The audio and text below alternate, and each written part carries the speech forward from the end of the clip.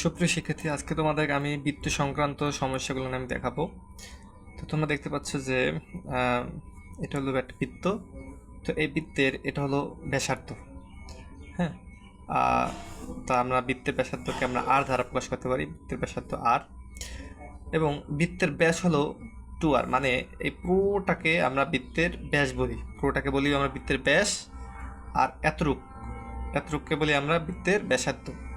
আচ্ছা, যা হোক, তাহলে আমরা বৃত্তের ব্যাসকে 2r এবং বৃত্তের ব্যাসার্ধকে r দ্বারা প্রকাশ করি। ওকে, এবার আসি বৃত্তের ক্ষেত্রফলের সূত্র হবে। তাহলে এই বৃত্তের ক্ষেত্রফল বলতে বুঝি এই বৃত্তের পুরো অংশটুকে কতটুকু জায়গা রয়েছে। তো এই ক্ষেত্রফল বের করার সূত্র হলো পাই আর স্কোয়ার। পায়ের মান আমরা জানি 3.1416। এবং বৃত্তের পরিধির সূত্র, বৃত্তের পরিধি বলতে বোঝায় বৃত্তের এই মাথা থেকে সোজা একদম পুরোটা কতটুকু দৈর্ঘ্য আছে পুরোটা, সেটাকে বলা হয় বৃত্তের পরিধি বা পরিসীমা। তা বৃত্তের পরিধি নির্ণয় করার সূত্র 2πr। ঠিক আছে, তো এবার আমরা জানবো বৃত্তাংশের দৈর্ঘ্য। তা বৃত্তাংশ বলতে কি বুঝি?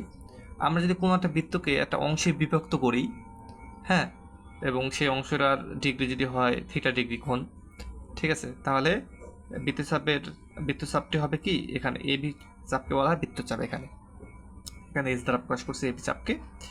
তো এই এবি চাপের দৈর্ঘ্য আমরা কীভাবে নির্ণয় করবো? এবি চাপের দৈর্ঘ্য, তো এবি চাপের দৈর্ঘ্য নির্ণয় করার সূত্র হলো পাই আর θ/180°। তাহলে আমরা এই এবি চাপের দৈর্ঘ্য বের করতে পারবো। তো এবার আমরা বৃত্তকলার ক্ষেত্রফল সম্পর্কে জানবো। বৃত্তকলার ক্ষেত্রফল বলতে আমরা বুঝি যে এই যে বৃত্তচাপটি দেখতে পাচ্ছ এবি, এই যে এ ও বি, এই পুরো অংশটুকু কতটুকু জায়গা রয়েছে, কতটুকু ক্ষেত্রফল, সেটাকে নির্ণয় করার সূত্র হলো θ/360° গুণ পাই আর স্কোয়ার। তো এভাবে আমরা বৃত্তকলার ক্ষেত্রফল বের করতে পারবো। তো আজকে আমরা বৃত্ত সংক্রান্ত পরিমাপ সম্পর্কে জানলাম।